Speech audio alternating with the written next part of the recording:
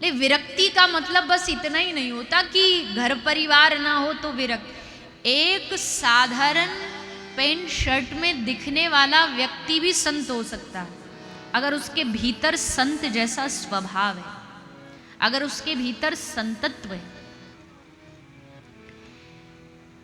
हमारे शास्त्र कहते संत की बहुत परिभाषाएं हैं।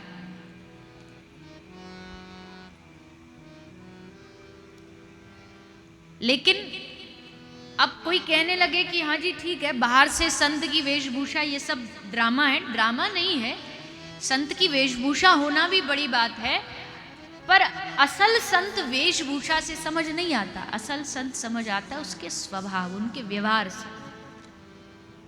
तो फिर क्या करें, जो माथे पर तिलक है, किसी ने गेरुआ कपड़ा पहना, हमको क्या पता चले संत है कि नहीं, हम कैसे प्रणाम करें उसको? प्रणाम तो करो। क्यों?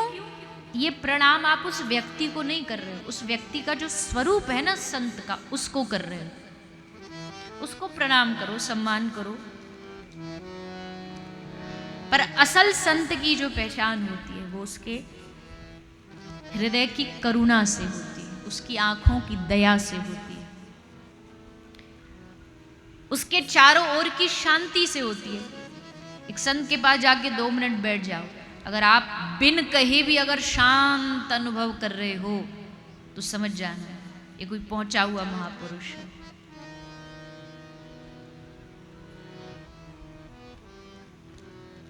तो संत केवल बाहरी वस्त्र बदलना नहीं, परिवार छोड़ना नहीं।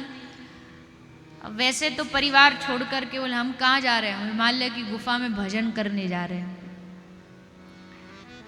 पर भजन करने के लिए हिमालय की गुफा में जा रहे हैं, घर तो छोड़ रहे हैं पर बुरी आदत नहीं छूट रही। तम्बाकू खाने की आदत है, हिमालय में मिलेगा नहीं, सो 2 महीना का स्टॉक साथ लेकर के जा रहे हैं।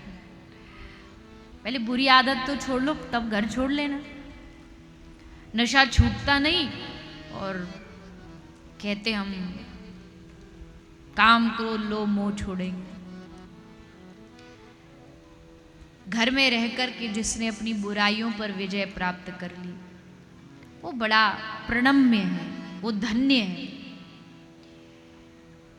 तो सबसे पहले जहां हो उसी जगह अपनी बुराइयों को छोड़ने का प्रयास करो।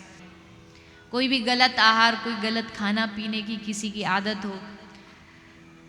हो जाती है, संग कभी कभी बुरा मिल जाता है, उस बुरे संग में देखो, बुरी आदत कभी भी ना कोई दुश्मन नहीं लगाता, हमेशा बुरी आदत दोस्त लगाते हैं। दुश्मन तुमसे कहे सिगरेट पियो तो आप कहोगे अच्छा मारना चाहता मुझे, सिगरेट से सबरे फेफड़ा खराब हो जाते तो यही तो बोलेंगे मारना चाहता है, क्योंकि दुश्मन है। और दोस्त कहे अरे भैया एक बार तू भी कोशिश ट्राई, अच्छा ये तो हितैषी है हमारा, लाओ, करने लग जाते। बुराइयां हमेशा अपने नजदीक वाले ही देते हैं, इसलिए उन नजदीक वालों से, ऐसे नजदीक वालों से दूर रहो जो आपको बुराई की ओर ले जाए, जो आपको सत्संग लेके जाए, जो आपको साधु संग लेके करवाए, ऐसे लोग का संग करो। बुराइयों से, गलत खान पान से दूर रहो। गलत खाओ नहीं, गलत नशा करो नहीं, क्योंकि आप करोगे तो आपके बच्चे करेंगे। क्या आप चाहते हैं कि आपके बच्चों का भविष्य खराब हो?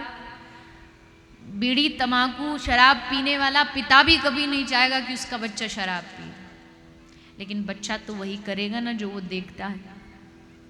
अगर वो देखेगा अपने पिताजी को रोज नशा में घर आते हुए, माता से मारपीट करते हुए, गाली गलौज करते हुए, तो क्या सीखेगा? इसलिए सावधान है, कोई भी गलत नशा न करे, गलत खान पान न करे। ये जो खा खा करके तम्बाकू यहाँ तहाँ थूकते रहते हो, इसको बंद करो। मैं कहती हूँ कि बॉर्डर पर जाकर के आप अगर गोली नहीं खा सकते सीने में, पर कोई बात नहीं, पर आप यहाँ तहाँ अपने धरती माता को गंदा करना भी छोड़ दोगे, ये भी कोई राष्ट्रभक्ति कम नहीं है।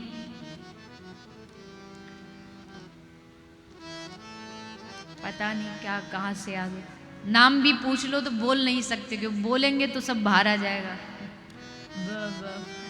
ऐसे करके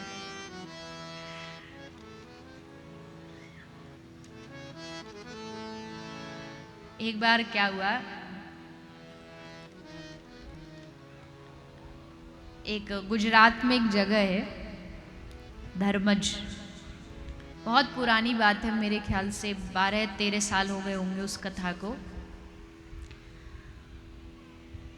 पूरा जो गांव है वो लगभग सारे की सारे अमेरिका रहते, हर घर से एक व्यक्ति विदेश में रहता है। तो वहीं से कुछ लोग आए हुए थे, उन सब की अमेरिका से, उनकी ज़मीनें थी और उस क्षेत्र में तंबाकू की खेती बहुत होती थी, चारों तरफ तंबाकू की खेती होती थी। तो ऐसे ही जो यजमान जी थे थोड़े मजाकिया थे, तो मैं उनसे पूछा कि तंबाकू की खेती तो चारों तरफ होती है, पर जैसे गेहूं की खेती होती है तो उसकी थोड़ी रखवाली करनी पड़ती है, कुछ तार फेंसिंग करते हैं, या एक वो होता है ना मटका पहना के उसको खड़ा कर देते हैं आदमी बना के, कोई पशु पक्षी ना भीतर घुसे, वो होता है। पर इस तंबाकू की खेती में कोई बाउंड्री क्यों नहीं होती? तो मजाक में हंस के बोले कि इसकी बाउंड्री करके करें क्या, इसको तो गधे भी नहीं खाते, कोई घुसता ही नहीं, इसलिए कोई बाउंड्री करने की जरूरत नहीं होती। अब बात जो जिनको अनुभव है उनको एक बात थोड़ी चुभ सकती है कि अच्छा हमको ऐसा बोल रहे हो, पर भैया सच्चाई तो सच्चाई है, बुरा मानो तो मानो, आज लास्ट दिन है, आपकी मर्जी,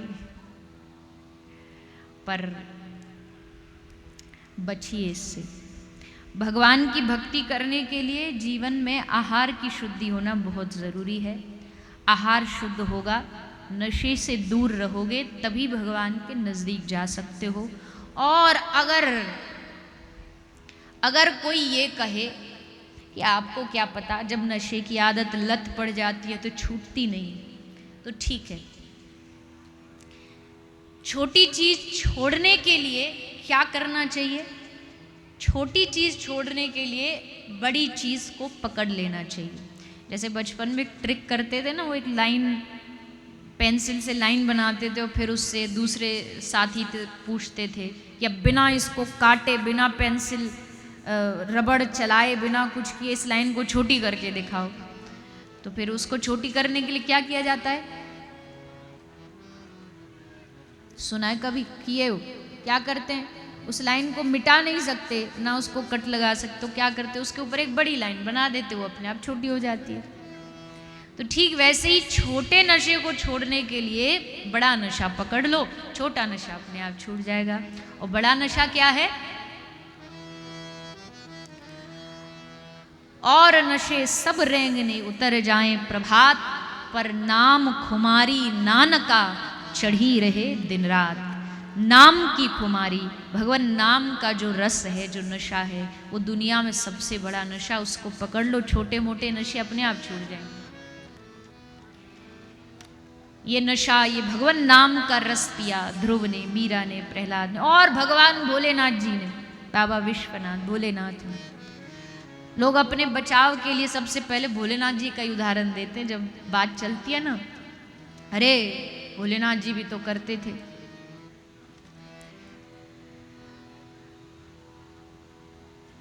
माफ़ करना, यहाँ आज बहुत सारे हमारे विप्र आए हैं, आपके बांदकपुर से बहुत सारे ब्राह्मण आए हैं।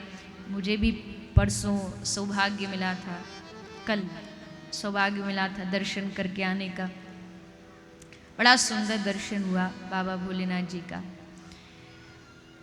तो होता क्या है, अक्सर भोलेनाथ जी का नाम लिया जाता है, अरे वो तो, पर कोई शास्त्र जो हमको दिखाया जाता है ना, जिस प्रकार से भगवान विश्वनाथ को, भोलेनाथ को प्रस्तुत किया जाता है, उल्टी सीधे बातें बना करके, उल्टे सीधे भजन बना करके, अपने मनोरंजन के लिए, मैया पार्वती झगड़ा कर रही है भोलेनाथ जी से, तुम हमसे भांग उठवाते रहते हो, मैं मायके चली जाऊंगी, पता नहीं क्या क्या उल्टी सीधी बातें बनाई जाती हैं। अगर बाबा तुलसीदास जी रामचरितमानस में ये कहते हो कि भोलेनाथ जी तो नशे में पड़े रहते थे, तो बताओ, जहां भी कहा गया है वहां यही कहा गया है कि भोलेनाथ जी भगवान के नाम का, राम नाम का नशा करते थे। तुम करना चाहते हो नशा, तो ये नशा करो। भोलेनाथ जी के जिस रूप को जानना चाहिए वो रूप जानो ना, भोलेनाथ जी के उस रूप को जानो जब वो श्री राधा रानी के लिए राधा कृपा कटाक्ष गाते हैं। कदा करिष्यसि माम कृपा कटाक्ष भाजन। जब वो ब्रज रस की चर्चा के लिए रास में नृत्य करने के लिए गोपेश्वर महादेव के रूप में आते हैं, अपने बचाव के लिए कुछ भी कर देते हो। इस सब से बचिए।